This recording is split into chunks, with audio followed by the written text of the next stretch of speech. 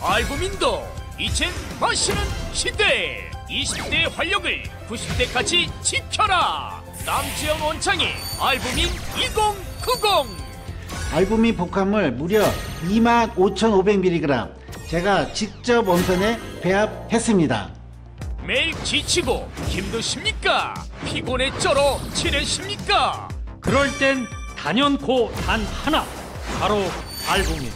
남지현 원장이 직접 배합한 알부민 구원량 12,000mg도 아닌 16,000mg도 아닌 용량 폭탄 실현 무려 25,500mg 가득. 엄선된 알부민은 물론 특허 조성물질 2종까지 제가 심혈을 기울여 직접 배합했습니다. 기존보다 용량도 50% 이상 확 늘린 고용량. 시청자 여러분 안녕하십니까. 전국에 계신 시청자 여러분, 그리고 전 세계에 계신 해외 동포 시청자 여러분, 여기는 서울 여의도 아투TV 스튜디오입니다. 오늘부터 오전 11시 매주 월요일부터 금요일까지 라이브 방송 진행을 맡게 된 이영풍 인사드리겠습니다. 안녕하십니까. 네, 조금 전 진행하신 분이 광고 멘트를 두고 가셔서 제가 먼저 광고 멘트부터 먼저 전해드리고 시작하도록 하겠습니다. 알부민 광고 멘트입니다. 환절기 면역력 건강 관리를 위해서 쉽게 빠르게 마시고 빠른 효과를 보는 남재현 원장의 알부민 소개해드립니다. 광고 영상 나가고 있습니다. 알부민은 간에서 만들어지는 혈관 단백질 성분인데요. 나이가 들수록 체내의 알부민이 감소하게 된다고 해요. 그래서 이 마시는 알부민이 근육량 증가나 면역 증진 등에 아주 좋은 효과가 있다고 합니다. 평소 피로함을 자주 느끼시는 분들, 기력이 떨어지시는 분들이나 술자리 야근, 아주 힘들게 일하시는 분들께 큰 도움이 된다고 합니다. 아투TV 구독자님들께는 단독 특가 이벤트도 준비되어 있다고 합니다. 2박스 구매하시면 1박스 더 드립니다. 남재현 원장님이 직접 깐깐하게 배합해서 만든 알부민 2090 프리미엄 골드. 아래 지금 전화번호 나오죠? 그 전화하시면 주문해 하실 수 있고, 이번 겨울철 건강관리 마시는 알부민으로 한번 해보시면 어떻겠나 이렇게 생각을 해봅니다. 네, 이영풍의 뉴스 브리핑은 알기 쉬운 시사 뉴스, 속 시원한 뉴스 논평으로 여러분과 매주 월요일부터 금요일까지 오전 11시에 만나도록 하겠습니다. 자, 오늘 초대 손님이 오셨어요. 아주 반가운 손님들 두 분 소개 먼저 드리겠습니다. 먼저 황교안 전 총리님 나오셨습니다. 안녕하십니까, 황교안입니다. 네. 아유, 반갑습니다. 반갑습니다. 네, 영광입니다. 예. 네, 그리고 고성국 박사님 나오셨습니다. 네, 안녕하십니까. 아니, 제가 오늘 첫 방송부터 너무 좋은 게스트님들이 오셔가지고 제가 오늘 방송 진행을 아주 매끄럽게 해야 될 텐데, 여러분들 댓글창으로 많이 응원해 주시고 많이 날려주시면 좋겠습니다. 오늘 사실 이 황교안 전 총리님이 또 오시게 된 것도 여러 연유가 있겠지만, 지금 사실 대한민국 전국이 지금 엄중한 시국입니다. 아시는 것처럼. 이거 어떻게 8년 전하고 똑같은 데자뷰 같은 이런 현상이 일어나는지 우리 대한민국을 살아가는 자유우파 국민들 너무 지금 힘들어하시고 참담해 하십니다. 그래서 오늘 황교안 전 총리님 모시고 8년 전 그 이야기부터 좀 들어볼 필요가 있을 것 같은데, 우리 전 총리님, 8년 전에 우리 박근혜 정권 탄핵 국면에서 예. 참 그때 그 대통령 권한대행 하셨잖아요. 그렇습니다. 그때 어땠습니까? 그 이야기부터 좀 해주시죠. 우선 참담하다는 생각이 들었죠. 이 탄핵에 대해서 수긍할 수 없었어요. 그러나 뭐 정말 바람이 막 불어가면서 대통령도 거듭 사과를 하고 이렇게 되면서 이제 탄핵이 시작됐는데, 그러나 결국은 그 탄핵이 아무 효과가 없는, 말하자면 가짜 탄핵이었다. 탄핵 사유가 거의 없는데도 탄핵을 했고, 그걸로 나라를 다 망가뜨렸고, 좌파들이 득세하는 그런 계기가 됐다. 이런 면에서 저는 정말 이 부분에 대해서 안타깝게 생각을 하고, 제가 이 일련의 과정들을 참여하는 마음으로 나는 죄인입니다, 이런 뭐 책도 냈었습니다. 이런 일이 다시는 있어서는 안 된다라고 생각합니다. 참 총리님 말씀하신 거 보니까 참 이 공감이 되는 부분이, 지금 대한민국 정치인들 중에 이 대한민국 전국이 이렇게 난장판이 된 것이 바로 내 탓이다라고 이야기하는 정치인이 아무도 없어요. 지금 전부 손가락질하면서 저 사람 잘못이다, 윤석열 대통령 잘못이다, 저기 잘못이다, 이렇게만 하고 있는데, 우리 황교안 전 총리님 말씀대로 8년 전에 참 그 상황을 보시면서 이게 내 탓이다라는 이런 이야기 멘트를 하시는 분이 거의 없는 것 같은데요. 그 당시에 뭐 가짜 뉴스가 많이 설쳤지 않습니까? 그렇죠. 예나 제나. 근데 뭐 정치권에 가짜 뉴스가 있었던 건 어제 오늘의 일은 아닙니다. 그러나 특히 문재인 정부 들어서 정말 가짜가 횡행했어요. 거짓말이 득세했습니다. 우리 국민들이 이걸 좀 이제는 깨닫고 거짓말에 속지 않는 뭐 이런 변화가 좀 있기를 정말 간절히 바랍니다. 저는 거짓과 가짜와 계속 싸워나가도록 하겠습니다. 지금 사실 그 8년 전 그 당시에 대통령 권한 대행을 하셨었는데 그때 이 난국을 어떻게 대처하셨어요? 그 당시에는. 결국은 내 혼자서는 안 되니까 우리 국무위원들이 있었습니다. 국무위원들 중에 사퇴하기로 돼 있던 사람도 있고 뭐 이런데 다 붙들어 놓고 또 더 잘 되기로 김종용 그 당시 금융위원장 부총리로 내정돼 있었는데 지금 그거 갈 때가 아니다. 자리를 각자 지키자. 이렇게 정말 똘똘 뭉쳐서 그 국무위원들 중에는 저보다 학교 선배도 있어요. 예. 4명이나 있는데 다 뭐 몇 년씩 선배인데 한결같이 똘똘 뭉쳐서 저를 돕고 같이 위기를 극복하기 위해서 노력을 했었습니다. 국민들도 많이 응원해 주셨고 그 덕에 탄핵 정국을 잘 마무리할 수 있도록 탄핵 자체는 너무 가슴 아프고 안 된 일이지만 그걸 벌어진 일은 잘 마무리할 수 있도록 그렇게 노력을 했습니다. 예, 그 당시 활동하셨던 그런 부분은 많은 국민들이 황교안 전 총리님의 그 당시 표정, 발언 이런 것들을 잘 기억을 하고 있는 것 같아요. 지금 고성국 박사님, 지금 요 아투TV 생방은 고성국 TV에서 지금 녹화 중입니다. 현재 지금 녹화하고 있는데 8년 전 상황하고 지금하고 보시면 같은 점이 있을까요? 아니면 또 차이점이라고 하면 어떤 게 있을까요? 완전히 다르죠. 네.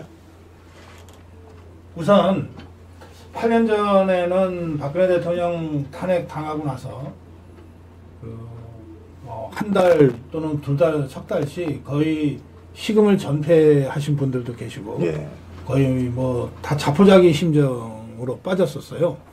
그리고 실제로 헌재 판결 나던 날 5분이 현장에서 그 탄핵 반대 집회 시위를 하다가 돌아가시기도 하고 예.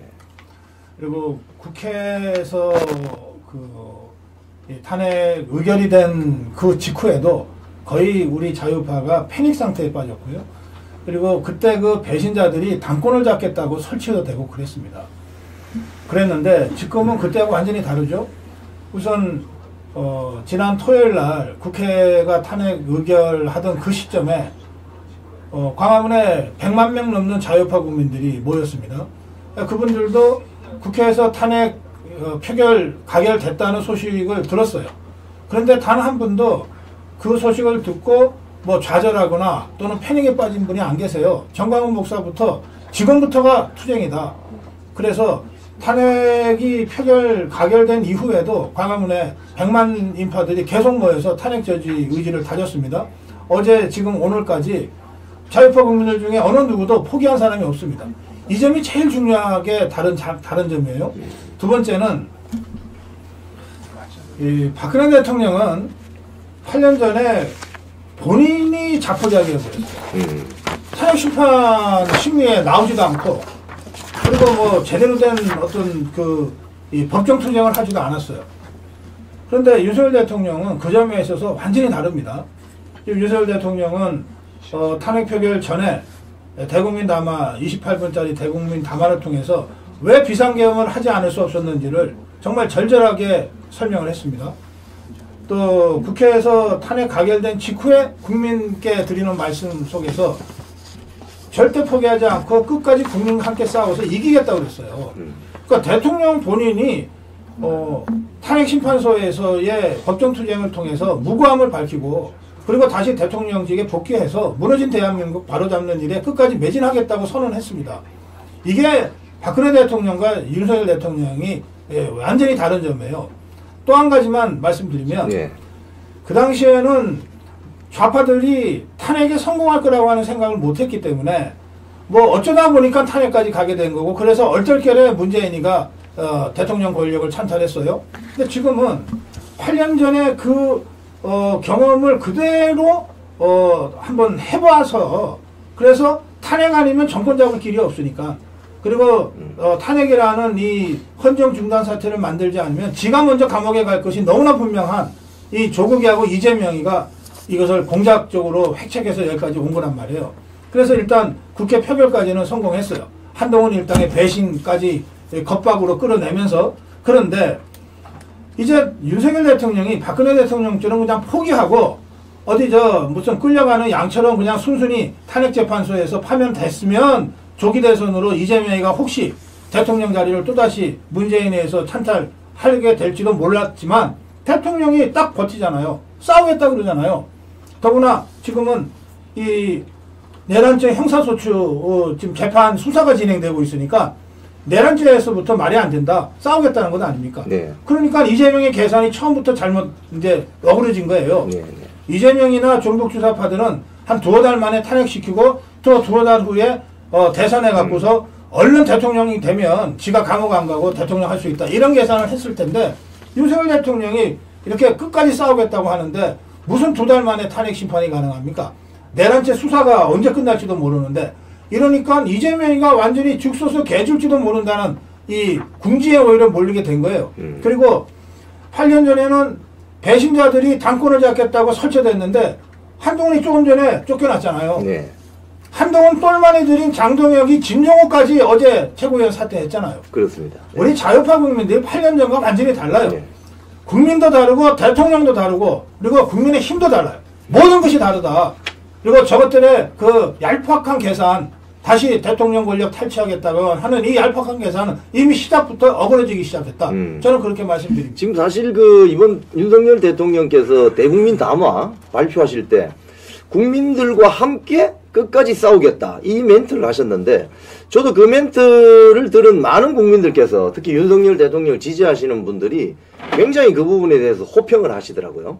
그러니까 8년 전에 박근혜 대통령 같은 경우 굉장히 충격을 받으셔가지고 또 사실 또 여성 대통령으로서 최초의 여성 대통령으로서 힘든 부분이 많지 않았겠습니까?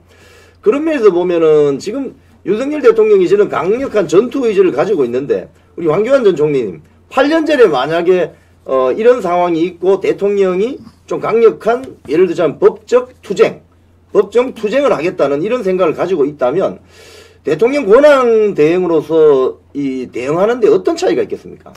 사실은 맨 처음에 대통령이 이제 박근혜 대통령이 사과를 했어요. 네, 맞죠. 난 그게 패착이라고 생각합니다. 그 말씀도 드렸어요. 뭘 잘못했다고 사과하시는가. 여러 가지 다툴 부분이 많이 있었는데 사과부터 해보셨단 말이에요. 그러니까 우리 힘이 빠지고 또 거듭 또 사과문을 내셨어요. 이런 것들이 참 큰 아픔이었고 또 그런 상황에서 대한민국을 지켜내기가 쉽지 않았다 이런 생각을 합니다. 근데 지금은 말씀하신 것처럼 윤 대통령께서 강한 의지로 불법과 싸우겠다 이런 이제 말씀을 하셨죠. 내란 얘기를 하는데 저는 법조인이고 또 이 공안 사건을 많이 했던 그런 법조인입니다. 내란 사건도 다뤄본 사람이에요. 다뤄본 사람입니다. 저는 내란이 법리적으로 되지 않는다. 내란이라고 하는 데는 목적범이거든요. 목적범은 일반적으로 다르죠. 사기니 이런 거하고 달라요. 어떤 목적을 가지고 범행을 한 것이 목적범입니다. 근데 그 목적이라는 게 뭐냐면 국헌을 문란할 목적으로 이런 거예요. 대통령이 무슨 국헌을 문란합니까?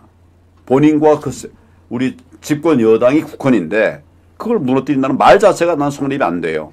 말 자체가 성립이 안 된다고 법리적으로 보기 때문에 이건 그냥 정치적인 얘기가 아니라 법적으로도 말이 안 된다 이런 생각을 하고 우리 대통령께서는 지금 여러 번 말씀하신 것처럼 끝까지 정의를 세우겠다고 하는 이런 말씀을 여러 번 하셨어요. 그렇기 때문에 이길 수 있다. 싸우지 않으면 이길 수가 없죠. 근데 싸우면 이길 수가 있고 또 저나 우리 고성국 박사나 우리 자유민주 시민들이 윤석열 대통령을 반드시 막아낼 겁니다. 박근혜 대통령 때처럼 그렇게 되지 않게 할 것입니다. 이것은 국민의힘이 결국 승리한다라고 저는 확신을 하고 있습니다. 사실 이번 제가 지금 이제 황교안 총리랑 나란히 앉아서 지금 대담을 하고 있는데 우리가 50년 전에도 교실에서 이렇게 나란히 앉아서 같은 반에 나란히 책상을 들여하고 앉았는데 뭐 좀 우스갯소리 하자면 그때 죄송합니다. 우리 황교안 총리는 그때 이 학생회장 당시 학교 호국당장에서 말하자면 범생의 길을 갔어요. 그래서 저는 이제 이 협객의 길을 갔습니다. 그래서 저는 좀 싸워봤어요. 어릴 때부터. 이 싸움에서 제일 중요한 게요. 나중에 두들겨 맞아서 뭐 죽을 지경이 되더라도 기세가 꺾이면은 안 돼요. 기세가 꺾이면 싸우기도 전에 죽는 겁니다. 그래서 지금 8년 전과 굳이 비교하자면 박근혜 대통령은 처음에 기세가 꺾여버렸어요. 그래서 변변한 싸움 한 번 못하고 그냥 쭉 밀려버렸거든요. 그런데 지금 윤석열 대통령은 전혀 기가 죽지 않습니다. 그래 한번 해보자. 내가 한동훈이 같은 허접한 것들한테 내 운명과 나라의 운명 맡기기 싫다. 내가 헌재에서 당당하게 싸워서 살아 돌아오겠다. 이렇게 기세가 전혀 안 꺾였어요. 그러면 저 종북주사파들은 이 윤석열 대통령과 자유파의 기세를 꺾어놔야 되겠는데 기세가 전혀 안 꺾이잖아요. 그럼 어떻게 해야 되냐? 일단 잡아가둬야 되겠다. 이게 한번 구속이 되면 이게 김영현 장관도 1차 구속이 되니까 하루 이틀 좀 고생했던 것 같아요. 예? 의기소침해지고 그럴 수밖에 없어요. 사람이니까. 그런데 더 중요한 거는 대통령이 구속 수감이 되는 모습이 이제 원 언론을 통해서 기성 언론을 통해서 하루 종일 생방송으로 틀어질 거 아니에요. 그러면 그걸 바라보는 국민의힘 자유파 국민들이 이거 대통령이 이제 감옥에 갔네. 이제 싸움 안 되는 거 아니야? 라고 투쟁 의지를 접을 가능성이 있어요. 지금 종북주의파들이 그거 노리는 거거든요. 그래서 싸움에 임해서 기세를 꺾기 위해서 대통령 인신부터 구속하겠다는 거예요. 지금 그래서 검찰이 1차 영장 아닌 줄 빤히 알면서 아니 변호인단 선임할 시간도 안 주고서 영장 청구하면 그거 응할 사람이 누가 있어? 맞습니다. 저 같은 아무것도 아닌 무지랭이 일반 시민도 그런 영장 그런 소환에는 응하지 않습니다. 2차 영장 3차 영장 한 다음에 말을 안 들으니까 이제 집행할 수밖에 없다고 그러고 수사관 보내서 강제 집행하겠다고 지금 하고 있는 것이거든요. 네. 자, 이게 저 종북주사파들의 아주 사악한 탄핵 파면 의도예요. 일단 대통령 기부터 꺾어놔야 되겠다. 그래서 광화문에 모여서 탄핵 저지하겠다고 투쟁하는 자유파의 길을 꺾어야 되겠다. 그리고 그거 갖고서 이틀이고 3일이고 원청 기성 언론을 다 완전히 도배질을 해야 되겠다. 감옥에 가면 유죄라고 사람들이 생각하는 이 잘못된 법적 편견을 이용해서 그렇게 만들어 가겠다는 거거든요. 그렇게 해서 여론재판으로 윤석열 대통령을 범인으로 내란죄 수개로 기정사실화 시켜놓고 탄핵재판하면서 헌법재판관들한테 강압하겠다는 거예요. 자, 이렇게 됐는데 너네 탄핵 파면 안 해? 이렇게 강압하겠다는 거거든요. 그러니까 처음부터 맞서 싸워야 돼요. 처음부터. 맞습니다. 우리 사법 원칙은 불구속 원칙이에요. 그렇죠. 불구속 원칙이에요. 판결이 확정된 뒤에 구속 여부를 판단하는 거죠. 불구속 원칙이에요. 그런데 대통령에 대해서 수사도 하기도 전에 구속부터 생각한다. 정말 나쁜 짓이죠. 정말 못된 짓이죠. 이거 반드시 우리 막아내야만 되고 불법을 우리가 관행해버리면 나라가 불법 국가가 돼버립니다. 그렇게 돼서는 저는 안 된다고 생각하고 그런 면에서 우리 고승국 박사의 그 이야기에 적극적으로 뜻을 같이 합니다. 우선 구속되는 게 부당해요. 예. 네. 이 천하의 자범 이재명이가 수많은 재판을 받으면서도 아직 구속 안 됐잖아요. 천하의 자범 조국이가 2심 징역형까지 받았는데도 창당하고 국회의원 배지를 달고 얼마 전까지 설치고 다녔잖아요. 그런데 현직 대통령을 구속부터 한다? 이 검찰이 미친 거 아니냐고. 지금 사실 조국 같은 경우는 기소된 지 5년 정도 지났죠. 네. 그래서 지금 사실 우리 고 박사님 말씀하신 것처럼 현직 대통령을 구속하겠다는 그것은 법률적인 어떤 판단보다는 여론재판으로 몰아가서 이 윤석열 대통령의 위헌적인 탄핵에 반대하는 자유국민들을 길을 꺾겠다. 이거죠, 이거. 그거부터 해놓고 하겠다는 거죠. 이번엔 기 안 꺾입니다. 예. 기 꺾인 사람이 없어요. 없고 지금도 전부들 우리 집회 가보면 뭐 정말 많은 사람들이 나와서 대통령을 지키자고 그렇게 외치고 있습니다. 한 번 속지 두 번 속겠습니까? 저는 기 안 꺾고 정의를 세울 거라고 생각합니다. 자유국민들이 학습 효과가 돼 있거든요.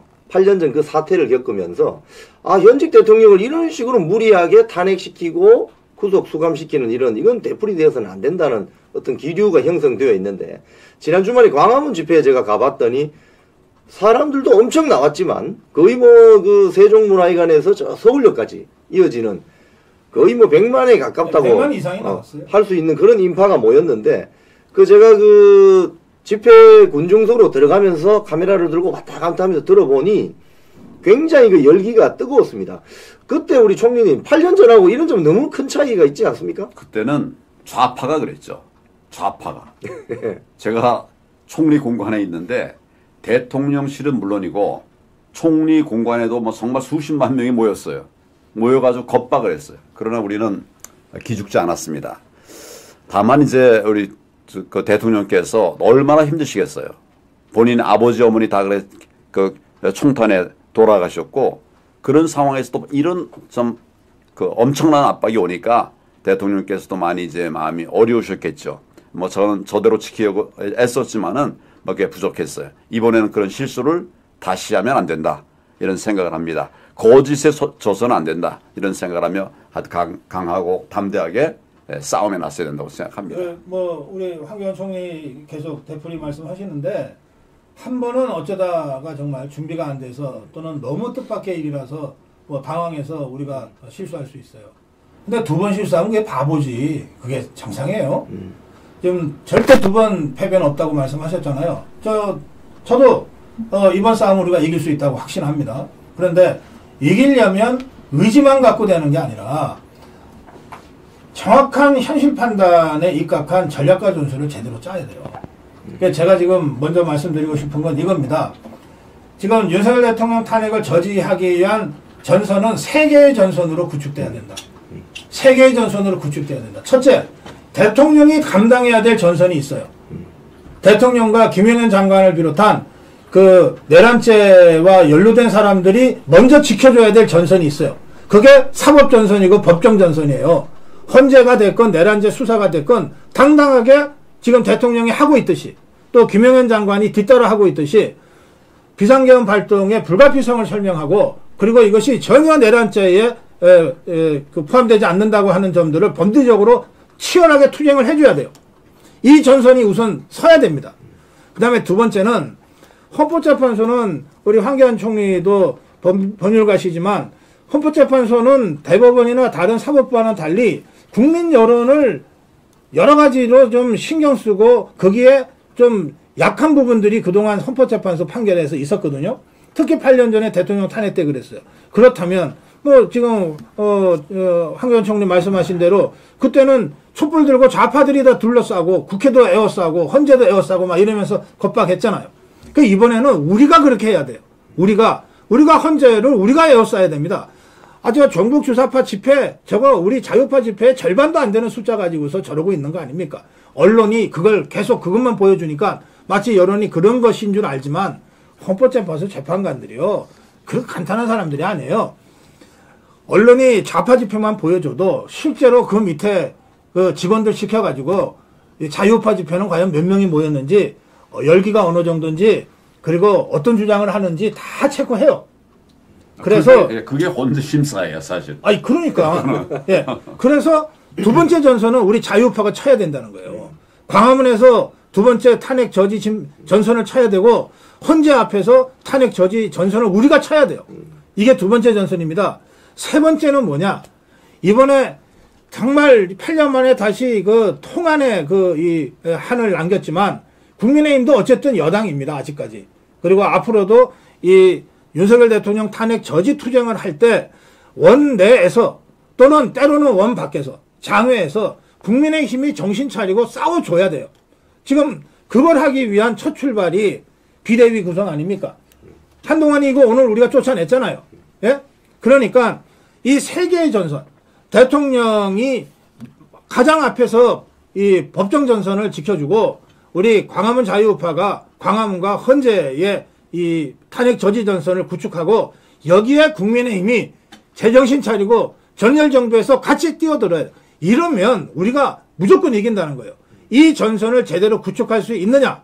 이것이 핵심이라고 저는 생각합니다. 사실 우리 고 박사님 말씀하신 것처럼 세계 전선이 지금 같이 입체적이고 종합적으로 움직이고 있어요.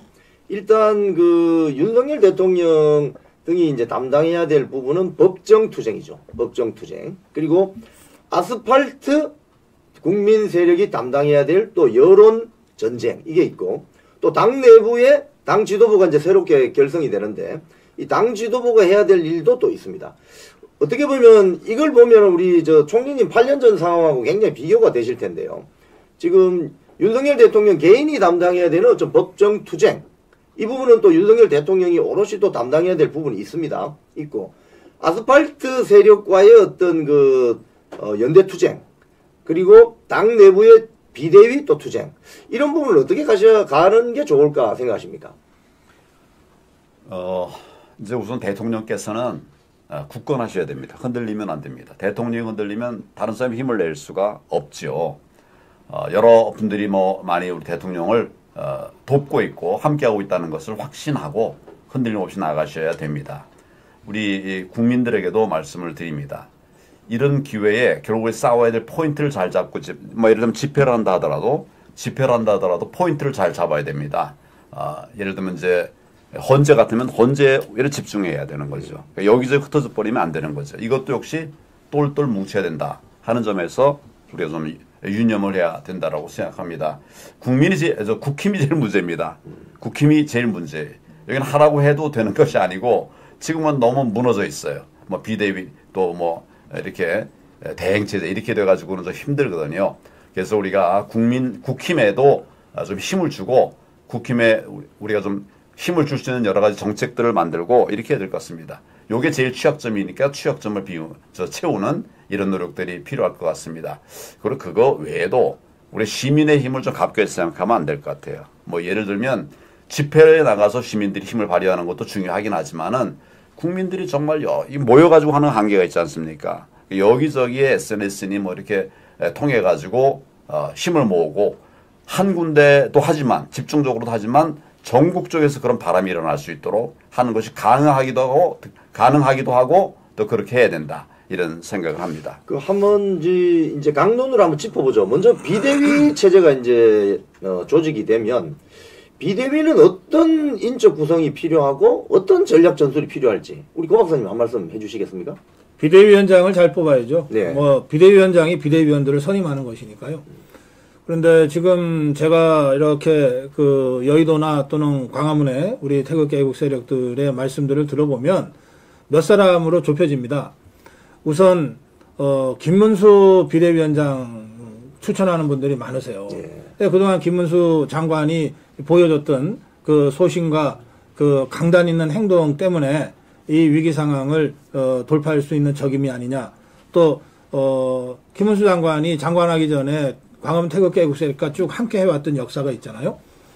그래서 김문수 비대위원장을 추천하는 분이 많이 계십니다. 저는 현직 장관이지만 권한대행한테 사표 내고 그 다음날 비대위원장 맡는들 그게 뭐가 문제겠냐 싶어요. 한동훈이는 그렇게 해서 비대위원장 안 됐습니까? 네. 자, 김문수 카드가 있습니다. 그 다음에 원희룡 비대위원장 얘기를 하는 분들도 많으세요. 원희룡 전 장관이 그 윤석열 정부를 탄생하는데 결정적인 역할을 한 사람이거든요.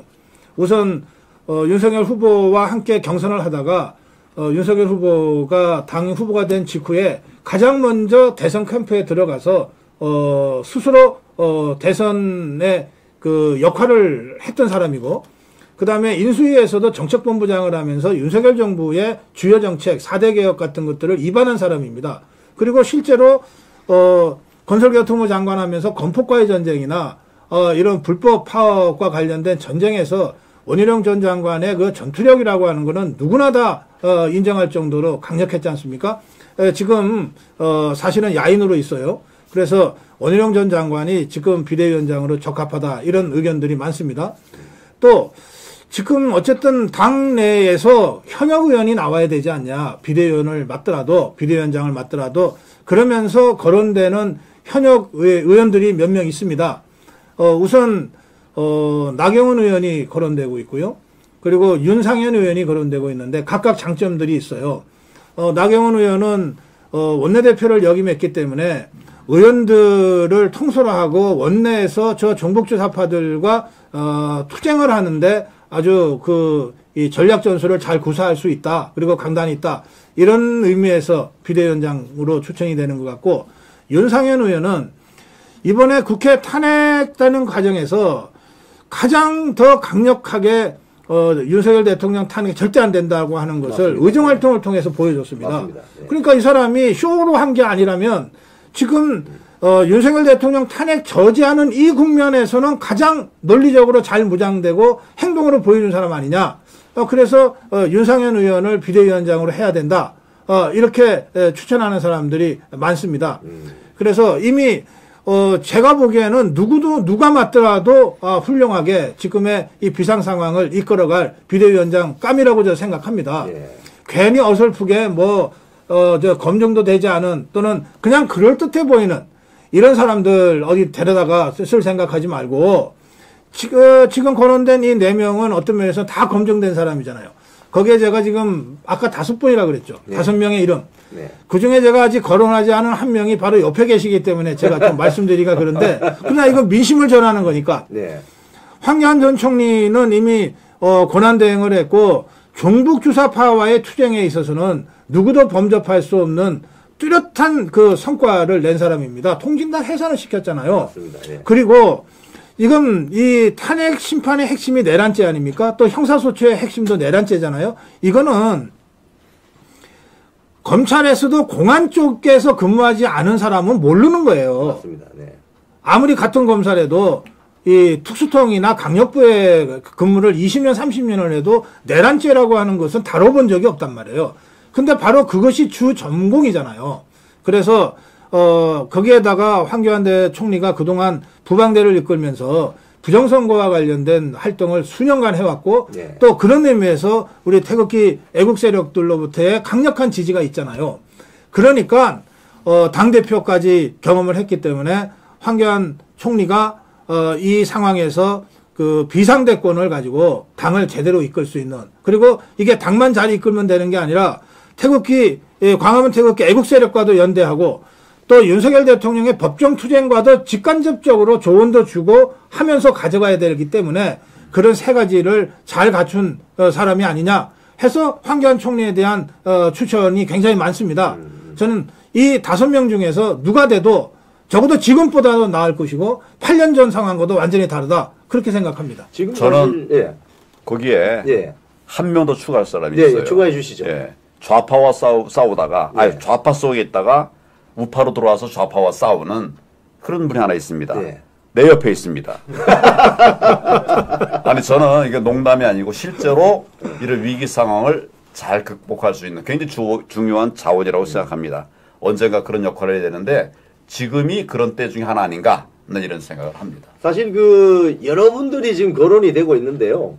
사실 제가 생각할 때는 구슬이 서말이라도 깨어야 보배다. 이 구슬을 딱 깰 수 있는 분이 중요한데, 소위 말해서 아스팔트 세력과 원내 세력을 통섭하면서 이 세력화를 할 수 있는 분이 굉장히 중요한데, 왜 그러냐면 이 비대위의 목적은 하나여야 되잖아요. 우리 고 박사님 어떻습니까? 비대위의 목적이 당원 협의회 강화라든지 딱 하나죠. 딱 하나잖아요. 예, 대통령 탄핵을 저지하는 목적을 달성하면 없어지면 됩니다. 그런데 제가 이제 비대위원장이 중요하다고 말씀드린 것은 예. 비대위원장이 비대위원을 인선하기 때문에 그런데 그렇죠. 사실은 지금 저만 빼놓고 이 5명은 누가 비대위원장을 해도 이상하다 하지 않을 정도의 우리 자유파가 갖고 있는 보유한 자원이잖아요. 저는 그중에 누가 비대위원장이 되든 나머지 분들을 비대위원으로 해서 함께 하면 된다. 그러면 그야말로 막강 비대위원회가 된다. 이렇게 하면 다 역할 분담도 할 수 있고 원내 합쳐서도 할 수 있기 때문에 저는 이런 방식으로 막강의 비대위원회를 구성해서 대통령과 함께 싸워나가면 100% 우리가 이긴다. 확신합니다. 지금 사실 그동안 한동훈 체제에서 봤을 때, 오늘 결국 한동훈이 쫓겨났지만은, 네. 한동훈 체제에서 봤을 때 이 국민의힘 원내 세력만으로는 이 난국을 돌파할 수 있는 가능성이 좀 적다. 그래서 결국은 아스팔트 애국 국민들을 규합하는 이런 노력들이 필요하고 그에 대한 전술이 필요한데, 이런 부분은 저 총리님 어떻게 구사하는 게 좋을까요? 쉽지 않은 예. 일이죠. 쉽지 않은 일인데, 뭐 저는 하여튼 부방대를 운영하면서 2만 2천 명이 모이는 이런 대원들이 모여있는 이런 조직인데, 쉽지 않지만, 결과적으로 진정성을 가지고 정책을 내고 생각하지 못한 것들을 만들어 가니까 따라오더라고요. 지금 비대위 상황이 구성된다면 결국 그런 리더가 필요하다 이렇게 생각합니다. 그런데 아까 말씀드린 그 5명 다 여기에 모자라지 않는 이런 분들이라고 생각을 하고, 제일 중요한 거는 우리 국민들이 정말 뜻을 하나 모아줘야 됩니다. 지도자가 아무리 잘해도 국민들이 한 뜻을 모아주지 않으면 안 되는데, 그동안 우리의 제일 큰 약점은 정치권에도 있지만 또 국민들에게도 있어요. 국민들이 좀 많이 응원하고 도와주시고 함께 해주시면 이길 수 있는 일들이 많이 있었는데, 그냥 그 부분이 좀 많이 아쉽습니다. 국회가 잘못하면 국민이, 또 우리 국민의힘 당이 잘못하면 국민이, 우리가 잘못하면 국민이 해서 결국 승리의 만들어 가실 수 있다 이렇게 생각합니다. 지금 언론에서 많이 보도하는 것 중에 하나가 이게 시간 싸움이다, 뭐 이런 표현을 많이 쓰거든요. 맞습니다. 사실 지금 더 급한 사람이 사실 이재명이란 말입니다. 그래서 이재명 쪽은 빨리빨리 처리를 해서 절차적인 하자가 있더라도 빨리빨리 해서 넘어뜨리겠다는 그런 의도인 것 같은데, 이 시간 싸움에서 이길 수 있는 어떤 전술이라면 어떤 게 있겠습니까, 고 박사님? 그거 법대로 하면 됩니다. 네, 법대로. 우선 윤석열 대통령이 그 내란죄 수사에 내란죄 수개로 지금 검찰이 적시해서 수사를 하고 있으니까. 우두머리라고. 예. 그러니까 그 수사 받으면 돼요. 근데 법대로 받으면 됩니다. 뭐 저 같은 일개 시민도 뭐 좌파들로부터 수십 차례 고소 고발을 당했어요. 그럼 제가 법대로 했죠. 우선 변호사 선임을 해야 되더라고요.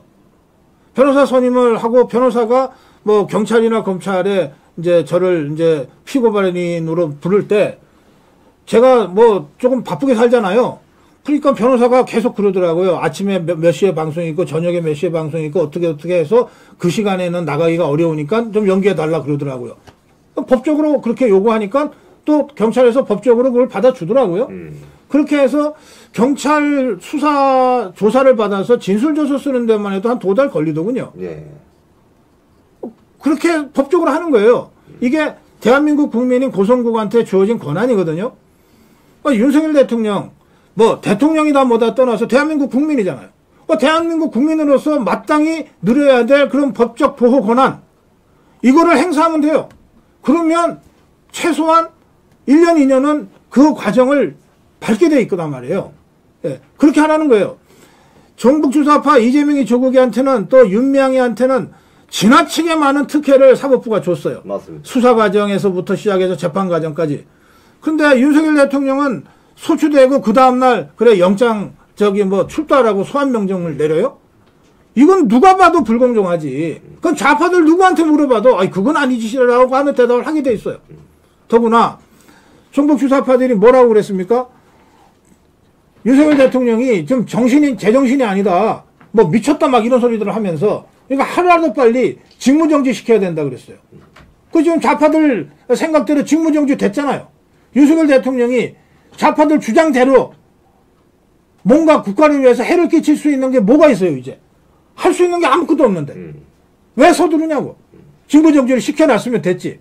그러면 이제는 법의 시간이고, 대한민국 국민 윤석열의 그 방어권, 그 권리들을 충분히 법적으로 구사해 가면서 재판 받으면 돼요. 그리고 헌법재판은 지금 내란죄를 혐의로 지금 탄핵한 거 아니에요. 그렇죠. 그럼 내란죄가 맞는지 안 맞는지를 보고서 탄핵을 하든지 말든지 해야지. 헌법재판소가 형사사건 심리하는 데입니까? 아니잖아요. 이거는 이 내란죄 사건에 대한 수사와 재판 권한이 없어요, 헌법재판소는. 그렇죠. 이게 탄핵거리냐 안 되냐만 판단하는데, 이 탄핵 소추의 핵심 근거가 내란죄 아닙니까? 이거는 수사도 아직 안 됐어. 재판에서 어떤 결과가 나올지도 몰라. 이걸 가지고 어떻게 탄핵을 하냐고. 그러니까 법대로 하라는 거예요. 예, 사실 이게 처음부터, 사실은 이게 현직 대통령은 자신의 임기 중에 내란죄를 제외하면 형사소추를 받을 수 없어요. 그렇기 때문에 이 검찰 특수본에서 이제 내란죄를 올가매어서 잡아 넣으려고 하는 거죠. 근데 이 대목에서 제가 우리 총리님께 한번 여쭤보겠습니다. 이 사건이 지금 이 사태가 터지면서 우리 총리님께서 내란죄 이게 성립이 되느냐? 이거부터 먼저 문제 제기를 하셨는데 이게 성립이 되는 겁니까? 아니 내란이라고 하는 것은 예. 국헌을 문란할 목적으로 폭동한 거. 폭동. 요거예요. 네. 아니 이게 참 폭동이라고 생각하는데 저는 목적이 더 중요해요. 예. 내란을 선동할 목적으로, 음. 국헌을 문란할 목적으로, 나라를 무너뜨릴 목적으로 폭동한 것이 내란죄가 되는 겁니다. 폭동이 있었다 하더라도 이런 목적이 없으면 아무것도 아닌 거예요. 예를 들어서 깡패가 가다 누굴 때렸단 말이에요. 세게 때렸단 말이에요. 청와대 앞에서 때렸단 말이에요. 대통령실 앞에서. 이게 내란입니까? 아니잖아요. 그냥 단순 폭행이지. 그럼 이게 목적범이에요. 네. 이 부분을 다 놓치고 무슨 계엄을 했니 뭐 하니 뭐 이렇게 그 부분에 다시 집중을 하고 있어요. 목적이 없으면 내란죄가 성립될 수가 없습니다. 근데 형님 많은 국민들이 이런 생각을 합니다. 현직 대통령이 대통령 권력을 유지하고 있는데 국민을 대표해서 내란을 일으켜서 또 다른 권력을 침탈하려고 한다? 이게 성립이 됩니까? 아니 말이 안 되죠.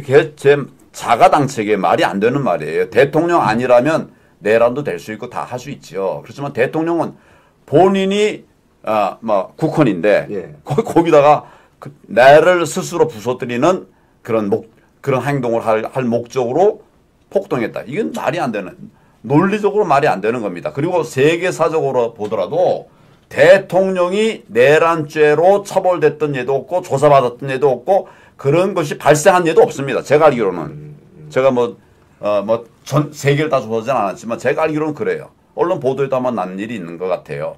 그래서 이 자체가 성립이 안 된다라고 저는 얘기하는 거예요. 그래서 이영풍 기자가 정확하게 지적하셨어요.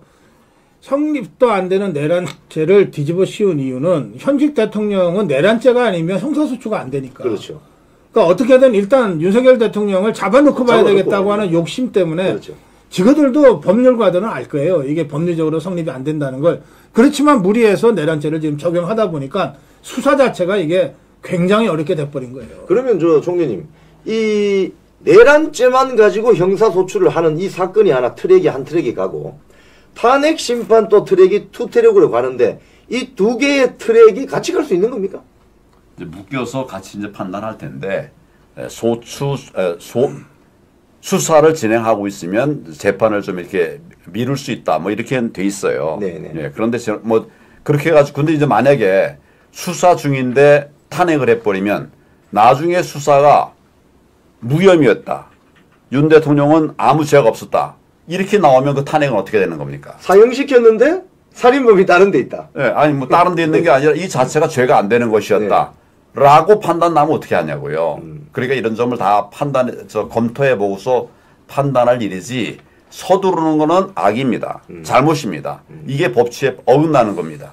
그다음에 이제 어떻게든 막 빨리 해서 어떻게든 기정사실화 시켜버리려고 윤석열 대통령을 땅에 빨리 파묻어버리고 나중에 이 내란죄가 성립 안 되더라도 이미 끝났는데 어떡하냐 이렇게 이제 오리발 내려고 지금 하는 건데 황교안 대표가 총리 시절에 이제 권한 대행을 했잖아요. 그때도 헌법재판관 문제가 있었죠. 그렇죠. 그 임명 안 했어요. 그렇죠. 예. 임명 안 했다니까. 지금 요번에 문제시되고 있는 것이 국회목 3명 민주당이 또 굳이 또 하나를 자기들이 하겠다고 했어요. 원래는 여야 1명씩 하고 1명은 합의를 해야 되는데 자기들이 의석수가 많다고 해서 밀어붙여서 지금 2대1로 추천을 하려고 하는데 이거 한덕수 총리가 임명할 수 있는 겁니까? 저는 뭐 하여튼 쉽지 않은 일이라고 생각합니다. 네. 이게 법에 나와 있지는 않아요. 그러나 이제 법학자들이 검토를 한 것들이 있습니다. 권한 대행이 할 수 있는 한계가 있다. 이렇게 이제 하고 있어요. 특별히 이제 우리 국힘의 여당에 추천한 이런 이제 장관급 이건 안 된다. 이런 것이 이제 언론이에요. 근데 이제 민주당이 뭐 예를 들어서 이제 추천했다. 이러면 뭐 좀 얘기가 달라질 수 있겠어요. 이게 복잡한 문제입니다. 복잡할 때는 간명하에 가야 돼요. 지금 이제 6명인데 6명이 뭐 끝내는 것이 맞겠다 싶고 한다면 중간에 집어넣는 것은 적절한 일이 아니다. 나중에 판단할 일이다. 이렇게 수년 전에 박범계 전 장관. 아니 뭐 그런 것들 얘기 뭐. 일일이 인용하면서까지 비판할 필요가 없어요. 네. 보세요. 권한대행은 과도기적인 상황에 잠깐 동안 대통령이라는 그 자리가, 그러니까 누군가가 대통령이라고 사인을 하지 않으면 안 되는 일들이 있으니까. 그렇죠. 네. 그걸 하기 위해서 과도기적으로 권한대행 시키는 거잖아요. 그러니까 대통령의 정당성의 근거는 국민들이 모두 참여해서 투표한 직선에 있다고요. 그러니까 어떤 누구도 사실은 국민이 직접 선출하지 않은 사람이니까 그 대통령으로서의 그 정통성을 갖지 못해요. 그런데 이렇게 어쩔 수 없는 상황이 됐을 때 국가가 진짜 헌정이 중단되면 안 되니까 그럼 몇 달 동안 대통령 사인 대신 해라 이 말이거든요. 이게 통치행위라는 게 아니에요. 그렇죠. 여기 권한대행을 하셨던 황교안 총리를 옆에 앉혀두고 제가 이런 말씀을 해서 죄송하지만 권한대행의 그 운명이 그런 거란 말이에요. 그래서 노무현 때 고건 총리도 일체 적극적인 행정활동을 안 했어요. 그리고 박근혜 대통령 때 황교안 총리도 일체 적극적인 그 행정활동을 안 했다고요. 권한 대행이니까. 예, 누군가를 새로 임명을 한다거나 이런 걸 최소화했단 말이에요. 예? 그리고 이건 사인하지 않으면 국가가 중지될 것 같은 상황. 이런 경우에만 사인을 해준 거예요. 그렇잖아요. 그러니까 지금 한덕수 총리도 속으로 무슨 생각을 하는지 모르지만 전례가 있다는 거예요. 고건 총리의 전례가 있고 황교안 총리의 전례가 있으므로 적극적인 행정활동을 하면 안 된다. 국가가 정말 중지될 수밖에 없는 위급한 상황에 처했을 때 대통령을 대신해서 사인해주는 소극적 행정, 그 범위를 넘어서면 안 된다. 이렇게 제가 말씀드리는 거예요. 그게 뭐 박이 뭐라고 그랬고 누가 뭐라고 그랬고 그건 별로 중요하지 않습니다. 지금 이제 일반 국민들이 좀 혼란스러워하는 부분이 하나 또 있어요. 뭐냐면 현재 헌법재판관 6명이서 결정을 할 수 있느냐. 또 이 중에 한 명이라도 반대를 하면 이 사건은 기각된다. 뭐 이런 의견들이 있는데 그 점은 어떻게 보십니까? 지금 이제 6명 이상 있어야 유효하다라고 하는 거는 법에는 없는 얘기예요. 네. 그래서 관행이죠. 그게 관행이고 6명이 있어야 유효하다는 거는 법에 있는 거고요. 네. 근데 한 명을 더 집어넣을 거냐 말 거냐는 것이 관행으로 채워 나간 것인데 지금은 이제 그 새로 중간에 집어넣는 거는 맞지 않다라고 생각합니다. 관행이 법으로 어길 수는 없죠. 요런 점은 국민들이 분명히 아셔야 될 것 같고 또 이런 때 자꾸 이제 뭐 전에 민주당이 그때 헌법재판소 구성을 방해하지 않았습니까? 임명을 계속 안 하고 미루고 그렇죠. 정말 못하게 했어요. 예. 그러다 난데없이 지금 또 다시 이제 이렇게 한단 말이죠. 이거는 정말 국민들이 그런 바보도 아니고 그렇게 그런 것을 승인하거나 또 응원해 하시지 않겠죠.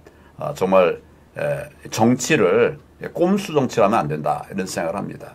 지금 그 헌법재판관 2명이 4월 18일 날 이제 임기가 끝나는 것으로 되어 있는데 이런 경우는 또 어떻게 봐야 됩니까?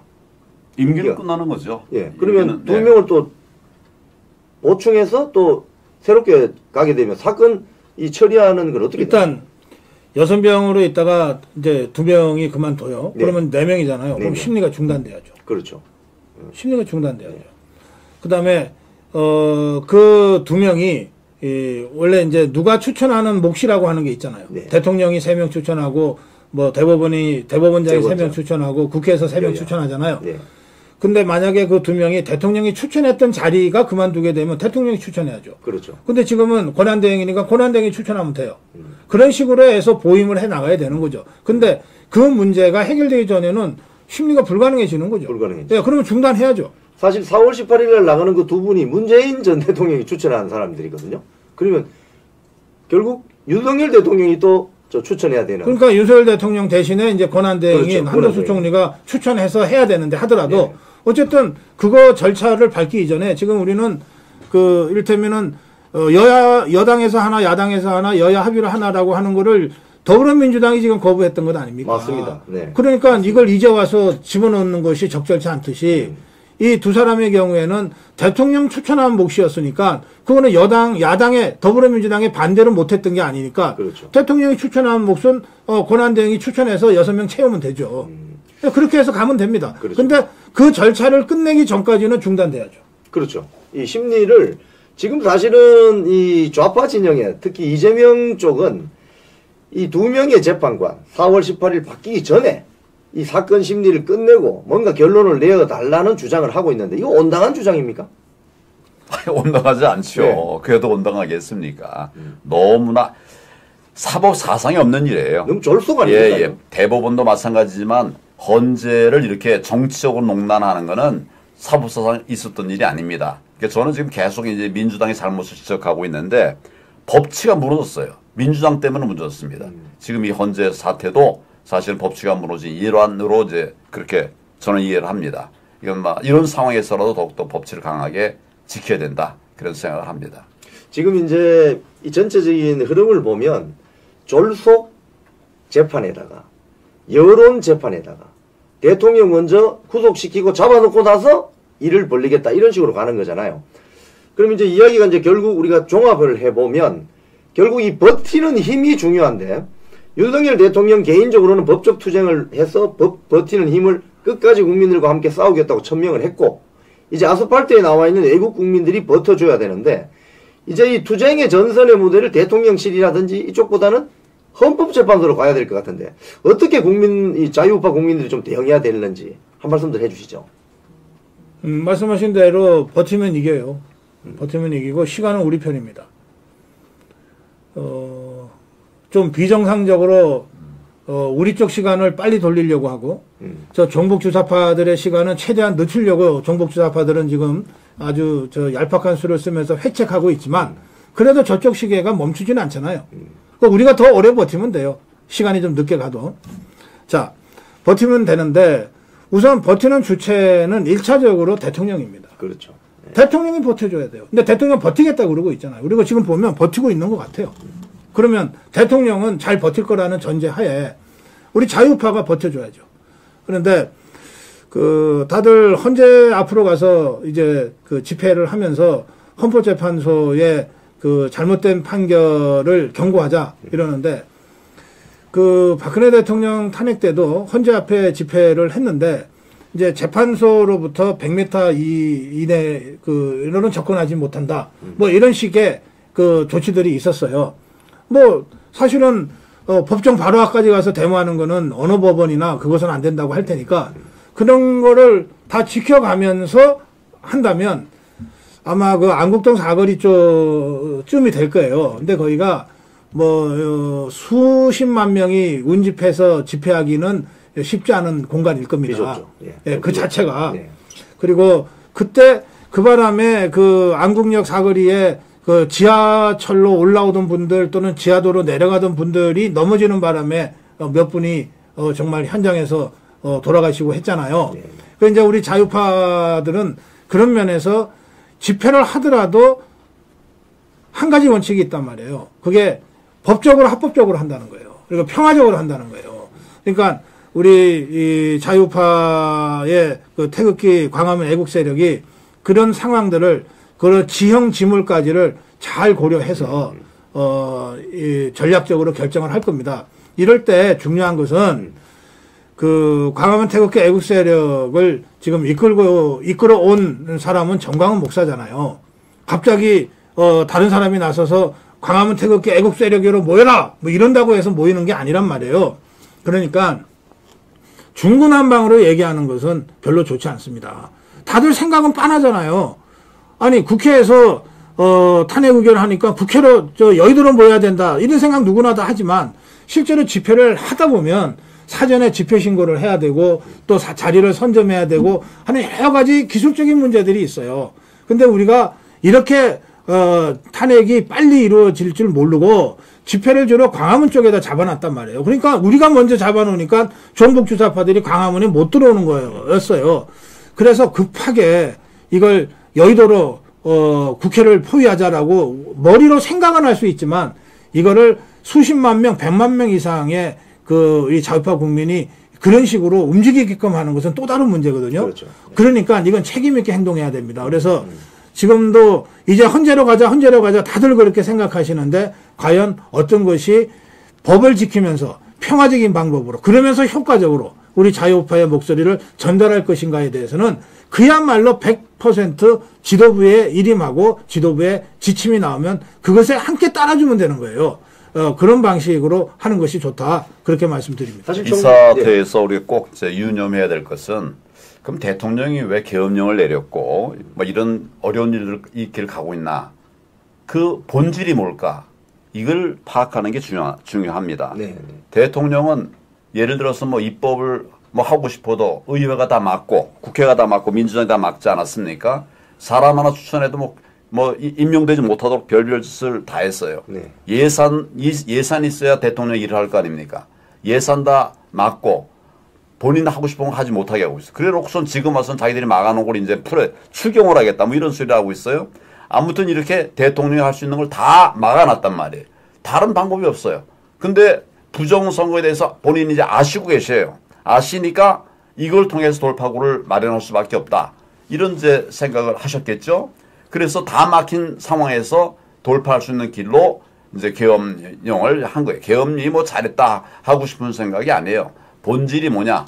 우리가 그 점을 흔들리지 않게 잡고 나가 싸워야 된다. 그래서 대통령 응원해야 되고 그래야 대한민국을 바로 세울 수 있다. 이런 말씀입니다. 그 집회에 관해서 참고의 말씀을 한 말씀 드린다면 하여튼 제가 공관에 있을 때 100m 밖에서 하는데 그게 뭐 몇십만 명이 하니까 바로 옆에서 하는 소리 같아요. 네네. 이런 장소의 어떤 장애를 극복할 수 있더라 그런 생각이죠. 문제는 그렇게 많이 이제 모여서 함께 해야 되는 것이죠. 그리고 이제 집회할 때마다 안전이 제일 중요하니까 안전을 잘 지켜야 되는데 우리 지난번에 막 100만 이상이 많이 모였던 기억이 있습니다. 2019년 예. 100만 넘게 모였는데 안전사고 전혀 없었어요. 전혀 없었죠. 예, 이게 자유민주의 힘입니다. 이번에도 이제 그런 빌미잡힐 하지 말고 그래 정말 냉정하게 강하게 그렇게 싸우는 그런 자유우파의 모습을 보여주면 헌재가 흔들리지 않을 수 없어요. 그리고 이건 억지로 흔드는 게 아니라 정의가 뭐냐. 탄핵 대상이 아닌 걸 갖고서 뭡니까? 그 내란의 대상이 아닌 걸 갖고 내란이라고 가짜로 만들고 있다는 이 점을 분명히 인식을 하고 나면 안 싸울 수가 없죠. 그런 점을 잘 지켜서 투쟁하면 될 것 같습니다. 그리고 이 투쟁 과정에 이제 마지막으로 한 번 더 제가 여쭤보고 싶은 것은 사실 구슬이 서말이라도 껴야 보배인데 이 자유우파 세력 사이에서도 서로 약간의 차이는 있는 것 같아요. 근데 이런 것들을 우리가 한 덩어리의 용광로처럼 녹이려면 서로 간에 약간의 차이가 있다는 건 서로 이해하고 보도하마 줘야 되는 거 아닙니까? 고 박사님 어떻게 보세요? 이런 부분은? 그러니까 때로는 이제 인해전술 같은 각계약전이 효과를 발휘할 때도 있어요. 그런데 사실 이 광화문 100만 집회를 하면 여러 단체들, 수백 개 단체들이 사실은 참여하는 거잖아요. 그러면서도 큰 흐름을 보면 정광훈 목사의 그 지도력에 따라서 움직이거든요. 그러니까 사고가 없는 거예요. 네, 그렇듯이 지금 이 종북주사파들은 무슨 상황만 벌어지면 지그들끼리 이 수괴들이 모여가지고 이 구수회의를 합니다. 네. 원탁회의라는 이름의 구수회의를 해요. 네. 그거 보면 한 20-30명 정도 돼요. 네. 네, 그런 식으로 해서 딱 결정이 되면 일사불란하게 역할 분담하고 움직이거든요. 우리 자유파는 그런 훈련은 아직 덜 돼 있어요. 덜 돼 있지만 수많은 대중집회를 거치고 8년 전에 그 뼈아픈 패배를 극복하는 과정에서 상당 정도 학습도 됐고 훈련도 됐고 또 그럴 만한 역량들이 조직적으로 갖춰줬어요. 이를테면 당장 전국 조직만 해도 정광훈 목사와 함께하는 자유마을이 전국 마을마다 3,600여 개가 있고 또 지금 황교안 총리가 정말 어려운 속에서 5년간 이끌어왔던 부방대가 지금 전국에 2만여 명이 있잖아요. 그러니까 이것만 해도 대단한 겁니다. 예? 그래서 저는 우리 자유파, 국민의힘의 비대위가 구성되면 그리고 그 비대위가 우리 자유파와 함께 해야 된다고 생각하는 비대위원장과 비대위원들로 구성이 되면 저는 광화문 태극기 애국세력과 국민의힘 함께 연대하는 이 탄핵저지 국민연대 같은 것들을 긴급하게 구성해야 된다고 생각합니다. 긴급하게 구성해서 이를테면 최소한 언제 어디에서 집회한다. 그리고 방향은 이렇다. 슬로건은 이렇다. 이 정도는 우리 자유파 진영이라면 누구나 다 공감하고 숙지할 수 있는 그런 정도의 아주 간단하고 기본적인 어떤 지침들을 내려주는 그런 이 공동투쟁본부 이런 것들은 급하게 좀 추진될 필요가 있다. 근데 그걸 하려면 국민의힘이 체제 정비를 우선하고 그때를 기다렸다가 해야 돼요. 누구랑 얘기할 거예요, 지금? 그래서 이 부분은 저는 이번 주 안에는 어떤 형태로든 결성을 목표로 해서 우리 황교안 총리부터 또 정광훈 목사부터 움직일 필요가 있다. 그렇게 말씀드립니다. 예, 고저 합동 대응팀을 만드는 이거 굉장히 중요합니다. 혼자서는 잘 안 돼요. 함께하는 것이 필요하다. 이런 말씀을 좀 드리고 하여튼 뭐 변호사도 최고의 변호사, 내 편이 아니라 최고의 변호사를 이제 세워서 대응을 해야 되겠다 이런 생각을 합니다. 그리고 이제 법리만 딱 볼 게 아니에요. 이거는 법리만 볼 것이 아니라 헌법재판이거든요. 예. 그래서 여러 가지 이제 정치적인 측면도 고려해가면서 대응을 해 나가야 되겠다는 생각이 들고 가장 중요한 거는 이게 탄핵 사유가 안 된다. 내란이 아니다. 요 점에 대해서 제가 거듭 말씀을 드리는데 요 점을 좀 잘 챙겨 나가야 될 것 같다 이런 생각을 하고요. 그 뭐 예를 들어서 2019년도에 우리가 정말 100만, 200만, 100만이 넘는 많은 사람들이 모였을 때 그때 우리가 어떤 전력을 같이 했는가 하면 정광훈 목사님과 또 조원진 대표 또 우리 교계의 리더들하고 함께 이런 협의를 했습니다. 정광훈 목사님은 이제